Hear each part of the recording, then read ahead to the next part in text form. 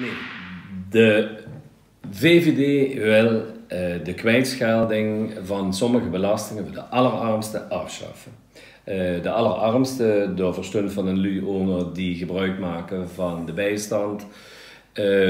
Ondernemers die het financieel niet meer redden. En heel veel ouderen die ook in armoede leven, die maken dus gebruik van een kwijtschelding.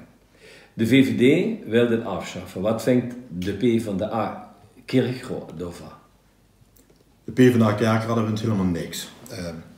Op de eerste plaats, armoedeprobleem is een heel groot probleem in Kerkrade. Er zijn heel veel mensen die leven op de rand van armoede. Heel veel kinderen kunnen niet op schoolreisje gaan bijvoorbeeld. Of die kunnen niet naar een sportvereniging gaan.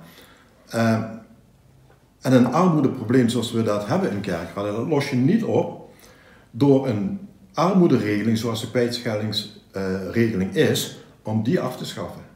Dus we gaan het niet doen. Maar het is ook een hele mooie regeling. En waarom is dat een mooie regeling? Het is een hele mooie regeling omdat die regeling eigenlijk gebaseerd is op de solidariteit van alle kerkradenaren.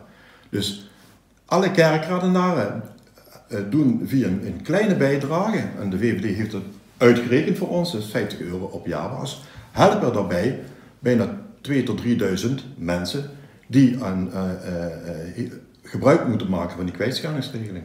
Maar het was 50 euro per jaar per huishouden. Ja. Dat zou het schelen, maar handvieren dat heel nuttig is dit zeer noodzakelijk dat we het wel doorvoeren? Nee, we hebben helemaal geen financieel probleem op dit moment.